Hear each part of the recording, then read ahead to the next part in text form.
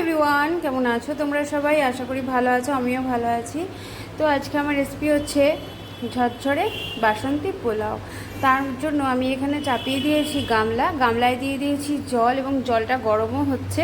আর তার মধ্যে আমি দিয়ে দিয়েছি, এখানে দেখতে পাচ্ছ, এলাচ, দারচিনি, লবঙ্গ, তেজপাতা, সাদা তেল।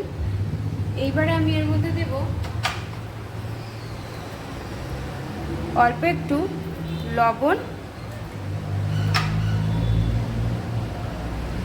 আর দেবো একটু হলুদ। তো দিয়ে জলটাকে আমি ভালো করে নাড়িয়ে ফুটতে দেব।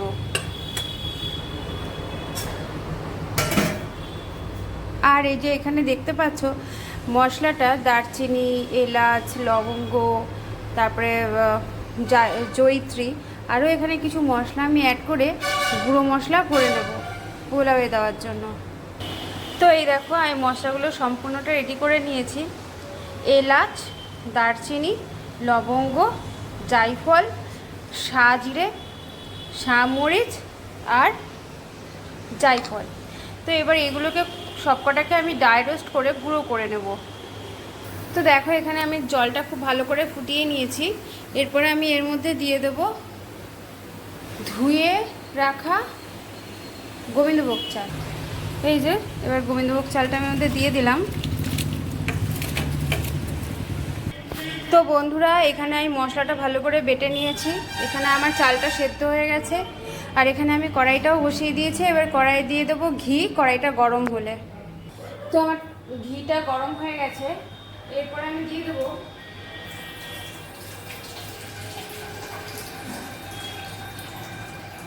কাজু আর কিশমিশ। আমি এটা জল দিয়ে ধুয়ে ভিজিয়ে রেখে দিয়েছিলাম।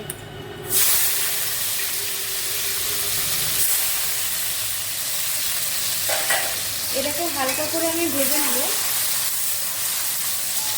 দিয়ে একই সঙ্গে এর মধ্যে দিয়ে দেবো চালটা।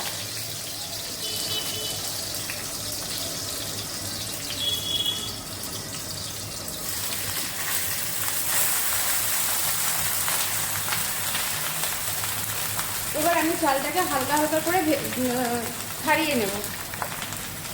তো বন্ধুরা দেখো, এখানে আমার চালটা ভালো করে ফ্রাই হয়ে গেছে। এরপর আমি দিয়ে দেবো এর মধ্যে চিনিটা যে যার পরিমাণ মতন দেবে। যেহেতু পোলাও একটু মিষ্টিটা বেশি লাগবে, সেহেতু আমি একটু মিডিয়াম মিষ্টিই দেবো, কারণ আমরা আবার বেশি মিষ্টি খাই না। যে যেরকম পছন্দ করো সে সেরকম দেবে। এবার এই চিনিটাকেও ভালো করে ভেজে নেব, মানে মিশিয়ে নেব চালটার সাথে।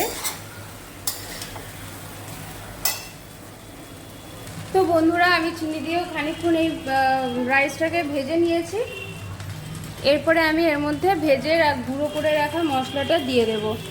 আর আমি এর মধ্যে কোনো রকম কেওড়া জল, মিঠা আতর কোনো কিছুই দেব না। এবারে এখন দেখে মনে হচ্ছে যে এটা দলা পেকে গেছে, কিন্তু না, এটা পুরোটাই ঝরঝরেই হবে।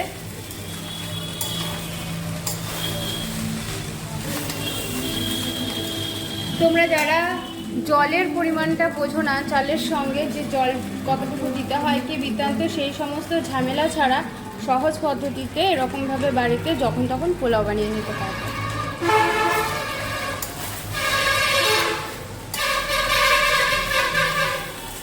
তো আমার পোলাও রেডি। এবার আমি গ্যাসটাকে অফ করে দিলাম।